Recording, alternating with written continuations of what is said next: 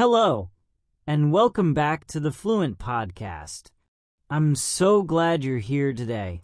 Before we start, I want to say something directly to you. I see your effort. I see you showing up, day after day, trying to speak a language that doesn't come naturally to you. I see you pushing through moments of frustration, confusion, and doubt. That takes real courage.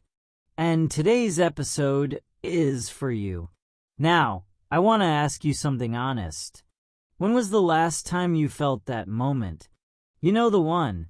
You're in a conversation, or you're trying to speak English, and suddenly, your mind goes blank. Or worse, you say something, and you realize it was wrong. Your face gets hot. Your heart races a little. You feel embarrassed, small, maybe even ashamed. And in that moment, you want to disappear or stop speaking entirely. I know that feeling, and I want you to know right now, you are not alone. Every single person learning a language has felt this. Every single one. And here's what I've learned after working with thousands of English learners just like you. That feeling isn't actually about your language ability. It's not really about English at all. It's a mindset problem. Your brain is telling you a story. It's saying, if I make a mistake, people will judge me. If I sound wrong, I am wrong. If I'm not perfect, I shouldn't speak at all. But here's the truth. None of that is real. None of it is true. Today, we're going to flip that story on its head. We're going to learn why your mistakes are not failures. They are free lessons. They are gifts that your brain is giving you. And by the end of this episode, you're going to understand something powerful. Mistakes are not the brakes on your fluency. Mistakes are the engine of your fluency. Let me say that again, because it's important. Your mistakes are the engine of your fluency, not the brakes. So if you're ready to change how you think about errors, to reduce your speaking anxiety, and to finally feel confident when you speak English, then stay with me. Let's get started. Okay, so let's talk about what actually happens when you make a mistake in English. Because I think you've been thinking about it all wrong. Here's a new way to see it. Every single time you speak and you make an error, you are not failing. You are performing an experiment. Yes, an experiment. Just like a scientist in a laboratory. Think about it this way. A scientist has a hypothesis. They test it, and then one of two things happens. Either the experiment fails or it succeeds. But here's the key. A failed experiment is not a waste. It's data. It tells the scientist, okay, that approach doesn't work. Let me try something else next time. And they learn. That's exactly what's happening when you speak English and make a mistake. You spoke. You put your hypothesis out into the world. It was, I think this is how you say this idea in English. And then you got feedback. Maybe the person didn't understand. Maybe they corrected you. Maybe you heard yourself and thought, that didn't sound right. That's your data. That's your experiment result. And here's the beautiful part. Whether your experiment succeeded or failed, you learned something. If it succeeded, your brain just reinforced a good habit. You now know that way of speaking works. If it failed, you got the most specific, real-world lesson you could possibly get.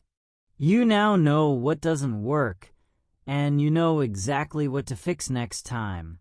But most of us have never been taught to think about our mistakes this way. Most of us grew up thinking mistakes are bad things to avoid at all costs. But that's not how learning actually works. That's not how any skill is actually built. Now, let me tell you something that might surprise you. Native speakers, they make mistakes all the time. That's right. Right now, there are millions of native English speakers who are stuttering, pausing awkwardly, using grammar incorrectly, forgetting words, repeating themselves, and saying things they immediately regret. It happens constantly, but you know what? Native speakers don't freeze up when it happens. They don't feel shame. They just move on. They might laugh at themselves. They might correct themselves and keep going. Or they just pretend it didn't happen and continue the conversation. The difference between a native speaker and you is not that they speak perfectly. The difference is that they are not afraid of their own mistakes. Their fluency doesn't come from being perfect. Their fluency comes from being confident enough to keep moving forward, even when they mess up. And that's something you can learn to do right now, today. Here's the last thing I want you to understand about mistakes, and this one is really powerful. Do you remember when you learned to walk?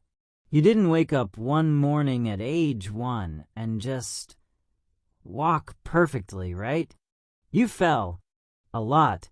You fell so many times that it must have been your main activity as a 1-year-old.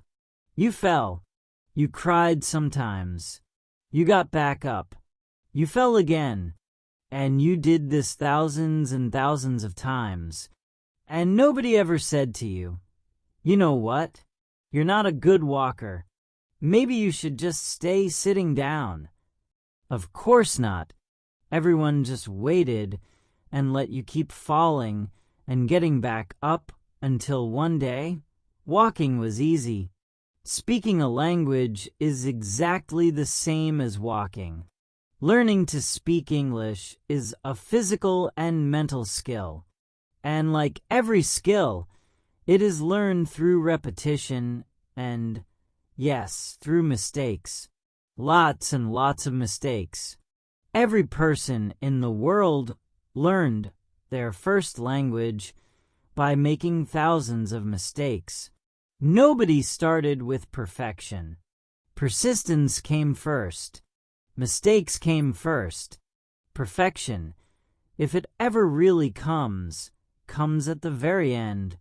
So if you're making mistakes, that doesn't mean you're bad at English.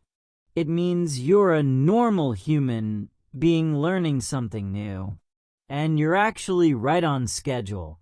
All right, let's move into the practical stuff. I'm going to give you 3 techniques that you can use immediately, starting today, to reduce your speaking anxiety. And the first one is called the one-word safety net.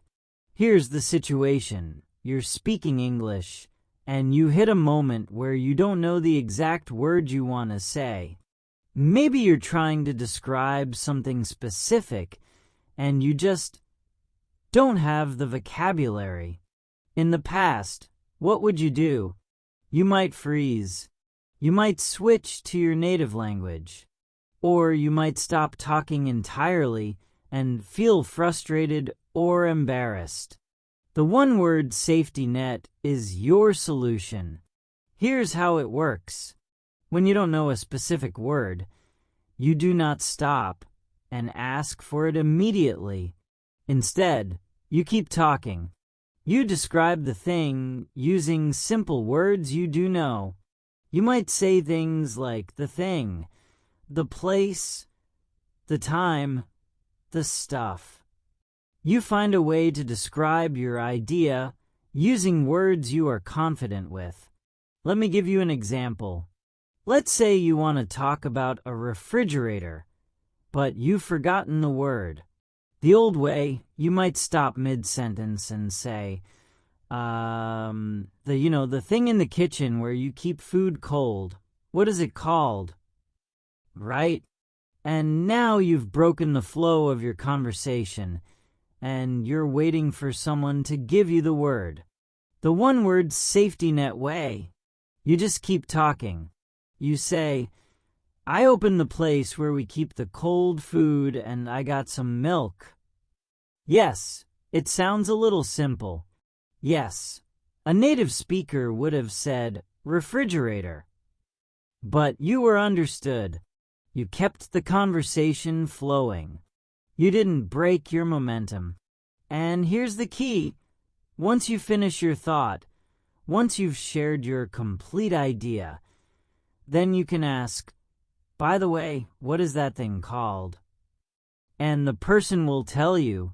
You're learning the word in context after you've demonstrated that you can communicate your idea without it. This does two things for you. First, it keeps your speaking anxiety low because you never have to freeze or panic looking for a word. You always have a way to express your idea using the words you know. And second, it keeps your conversation flowing naturally. You sound more confident. You sound more fluent. Try this. The next time you're speaking and you realize you don't know a word, take a breath and just describe it using simple words. Use the thing, the place, the time, or whatever works. Finish your thought, and then, when the moment feels right, ask for the word. I promise you, you will feel less anxious, and you will sound better. Technique number 2 is called the confidence pause, and this one is for those moments when you freeze mid-sentence.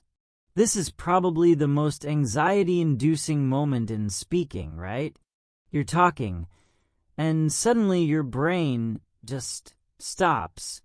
You forget what you were going to say, or you get stuck on a word, or you suddenly become very aware that everyone is listening to you, and you just freeze. Your mouth goes dry. The silence feels so long. And usually what happens next is you either panic and stop talking entirely, or you give up on your original sentence and try to say something simpler, which often comes out sounding clumsy. But what if I told you that there's a very simple way to handle this moment? A way that actually makes you sound more confident, not less. It's the confidence pause. Here's how it works. When you feel yourself freezing mid-sentence, you do something that native speakers do all the time. You take a deliberate 2-second pause. You literally just pause. You're thinking, and while you're pausing, you do something physical. You smile slightly, even if it's just a tiny smile. This does two things. It tells the other person that you're thinking, not panicking. And it actually changes your own mental state. Smiling releases different chemicals in your brain. It makes you feel a tiny bit calmer. Then after your 2-second pause, you don't try to continue with your complicated original sentence. Instead, you restart with a much simpler structure. You simplify your idea. You express it in basic words that you know you can say confidently.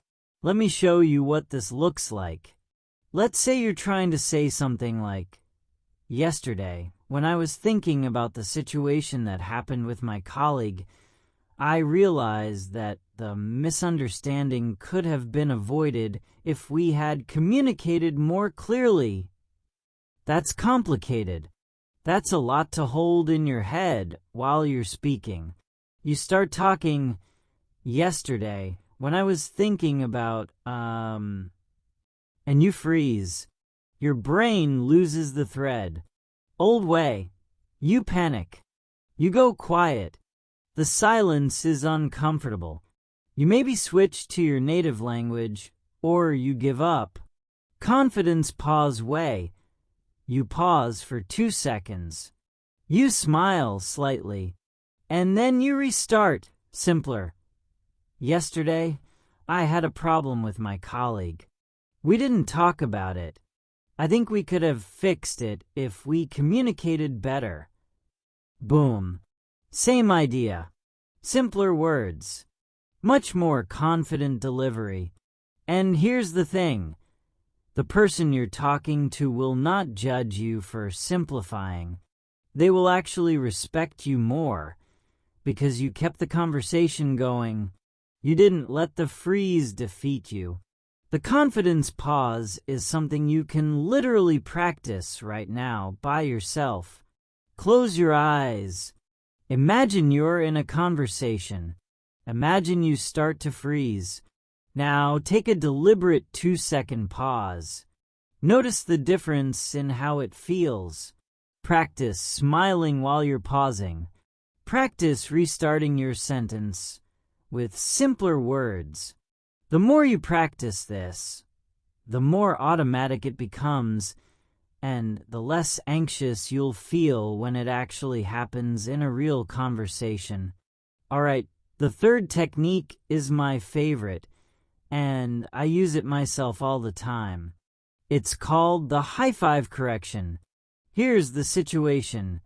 You're speaking and you make a mistake. You might realize it immediately, or someone might correct you. Either way, in that moment, your brain does what it's been trained to do. It feels bad. It creates shame. It tells you that you did something wrong, and the implication is that you are, in some way, not good enough. But what if we just rewired that feeling? Here's how the high five correction works. The moment you notice the mistake, or the moment someone corrects you, you do something that feels a little silly at first. You give yourself a mental high five, not a real high five. A mental one. You think the words, yes, I just spoke English. I was brave enough to try, and now I know something I didn't know before. That's awesome. Essentially, you're overriding the shame response with a pride response. Here's why this matters. Your brain doesn't naturally distinguish between a big mistake and a small one. It also doesn't understand the difference between a mistake and learning. When you make an error, your primitive brain is trying to protect you. It's saying you did something wrong. Feel bad about it so you don't do it again. But that's not actually how learning works. Learning happens when you try, you fail. You get feedback and you adjust. So, when you get that feedback, either from yourself or from someone else, that's actually the moment of learning. That's the good part. That's when your brain is wiring in new information. That moment should feel good, not bad. The high five correction trains your brain to feel good about mistakes because you're reframing them as learning moments. Let me give you a specific example. You're talking to someone and you say, I was boring the party yesterday. And immediately you realize, or the other person corrects you, you mean I was bored at the party? That's the moment. Your old self would feel embarrassed. You'd think, I said it wrong. I'm bad at English. But with a high five correction, you think, oh great, I just learned the difference between bored and boring. Now I know. Next time I won't make that mistake. That's actually really valuable information. Nice. And here's the thing. You don't have to force positivity. You're not trying to fake happiness. You're just being honest with yourself. You did just learn something. You are brave for speaking, and you will be better next time because of this moment. The high five correction is a habit you build. Every single time you notice a mistake, give yourself that mental high five. I spoke. I learned. That's the whole point. Do this 10 times, and it will start to feel natural. Do this 100 times, and your anxiety around mistakes will fundamentally change. You won't be afraid anymore, because you'll understand in your bones that mistakes are not the enemy. Mistakes are the evidence that learning is happening. Okay, so let's bring this all together. Today, we talked about one central idea, and I want you to hold on to this with everything you've got. Clarity is the goal, not perfection. Not perfection. Clarity. You don't need to speak English perfectly. You don't need to use every grammar rule correctly. You don't need to have a huge vocabulary or sound exactly like a native speaker.